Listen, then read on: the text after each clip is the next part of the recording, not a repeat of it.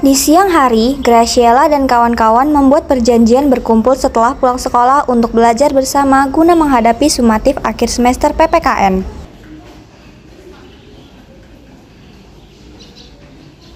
Hai Besti. Halo Cila. Gue udah nyiapin buku PPKN nih, udah siap kan buat belajar supaya nilai SKS kita bagus. Yo.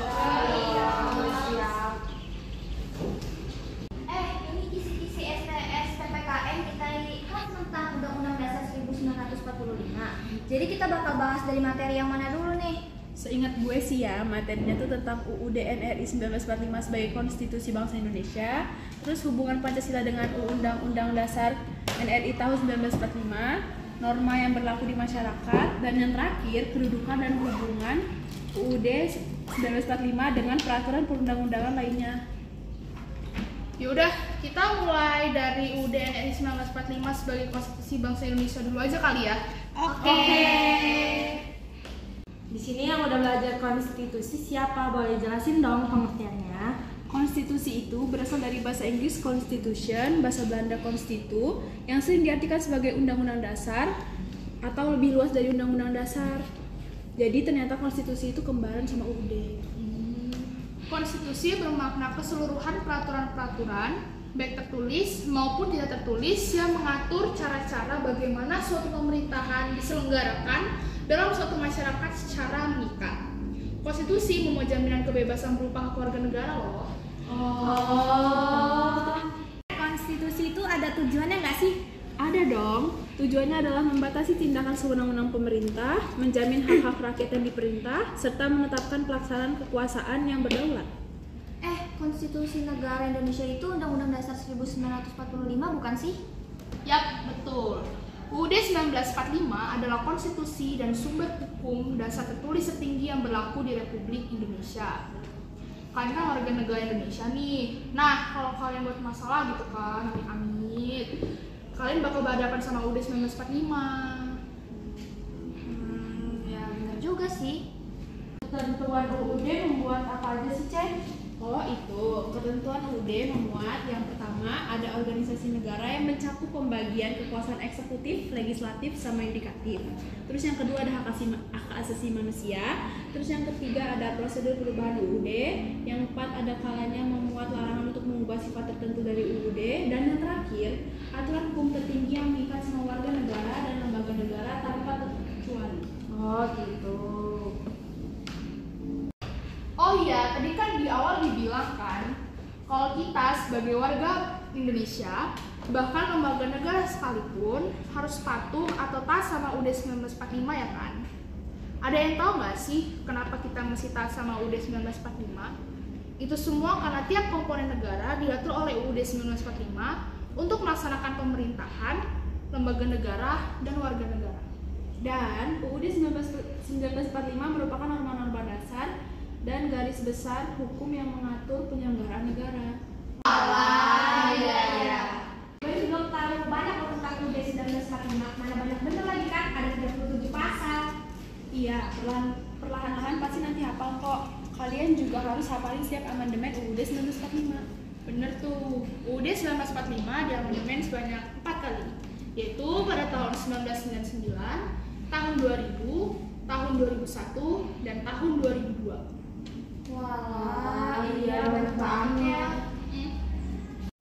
Oke deh, kita lanjut ke hubungan Pancasila dengan UUD NRI tahun 1945 dan norma yang berlaku di masyarakat aja kali ya, biar cepet selesai. Nah, lu, Kezia, Salsa, jelasin dulu hubungannya kayak mana. Kan kalian udah paham bagian itu. Pancasila terdapat pada pembukaan UUD NRI 1945 pada alinea keempat. Istilah Pancasila tidak disebutkan secara rinci dalam pembukaan UUD NRI 1945. Namun sila-sila Pancasila tertulis secara jelas pada alinea keempat pembukaan UUD. Oh gitu. Pancasila penting nggak dalam pembukaan Undang-Undang Dasar NRI 1945? Penting dong, Pancasila menjadi bagian dalam pembukaan UUD NRI 1945. Pancasila menjadi kerohanian dari pembukaan UUD NRI 1945.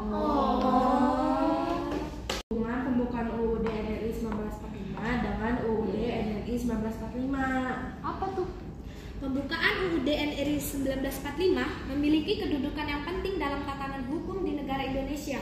Pembukaan Undang-Undang Dasar Negara Republik Indonesia tahun 1945 menjadi pokok kaidah negara yang fundamental dan fundamental.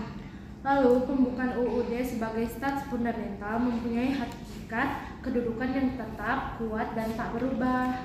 Pembukaan UUD juga menjadi faktor-faktor bagi penyebab adanya tertib hukum di negara Indonesia.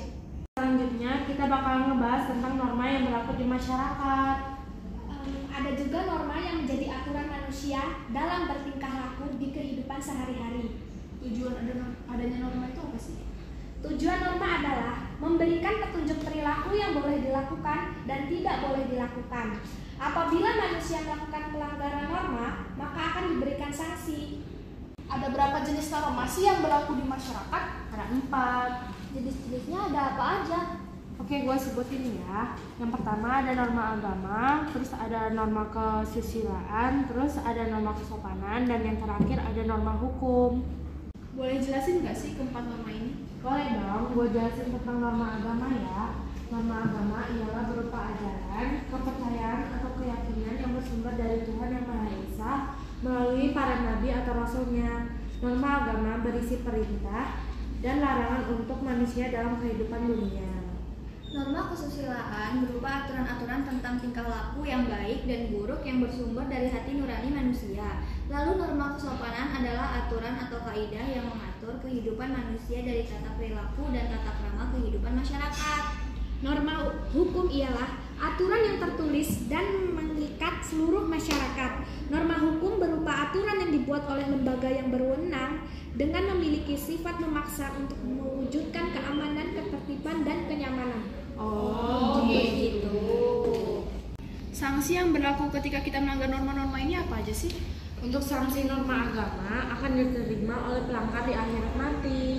Sanksi norma kesusilaan berupa penyesalan dan rasa bersalah. Lalu sanksi norma kesopanan adalah dicemooh, dibenci, atau dikucilkan masyarakat. Sanksi norma hukum adalah dapat dikenakan sanksi hukuman mati. Oh, itu semua sanksi yang berlaku ketika kita melanggar norma. Oke deh, kita lanjut ke materi selanjutnya ya. Nah, sekarang gue bakal bahas materi selanjutnya tentang kedudukan dan hubungan UUD 1945 dengan peraturan perundang-undang lainnya. Gue boleh tolong jelasin nggak? Oke, jadi yang ke-1 tentang produk hierarki tata peraturan perundang-undangan. Tata peraturan perundang-undangan di negara Indonesia diatur dalam Undang-Undang Nomor 12 Tahun 2011 tentang pembentukan peraturan perundang-undangan dan Undang-Undang Nomor 15 Tahun 2019 tentang perubahan atas undang-undang. Gue lanjutin ya, Cip. Berdasarkan Undang-Undang Nomor 15 Tahun 2019, peraturan perundang-undangan ialah peraturan tertulis yang memuat norma hukum yang mengikat secara umum dan dibentuk atau ditetapkan oleh lembaga negara atau pejabat yang berwenang melalui prosedur yang ditetapkan dalam peraturan perundang-undangan. Oh ya, ada lagi jenis-jenis peraturan perundang-undangan yang mempunyai perbedaan baik dari sisi lembaga yang menetapkan kedudukannya atau muatan isi peraturan nih yang bakal disebutin sama Cece dan Cila. Nah betul, kalau jenis-jenis tahu gue ada 8 jenis peraturan. Yang pertama ada Undang-Undang Dasar 1945 yang menetapkannya itu lembaga MPR.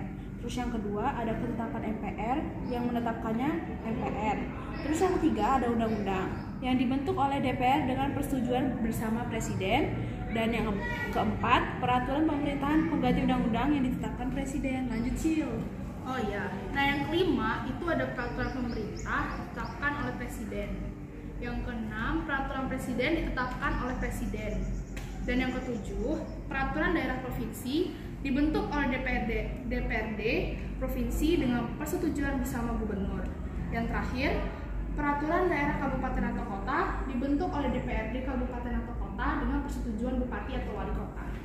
Wah, banyak juga nih. Kalau nggak salah ada pembahasan pasal tentang hak asasi manusia kan? Iya, bener banget. Hak asasi manusia ada di pasal 28A sampai dengan 28J UUD NRI 1945. Nah, itu dia materi yang pertama. Materi yang kedua adalah tentang hubungan antar peraturan perundang-undangan, salah satunya upaya yang dilakukan. Nih yang bakal dikasih tahu sama Khalifah. Oke, jadi upayanya itu dengan pengharmonisasian, pembulatan, dan pemantapan rancangan. Oh, paham. Udah jam segini nih, udah sore juga. Kayaknya cukup sampai sini aja nggak sih pelajaran kita buat SNSPTN besok. Selamat belajar semuanya.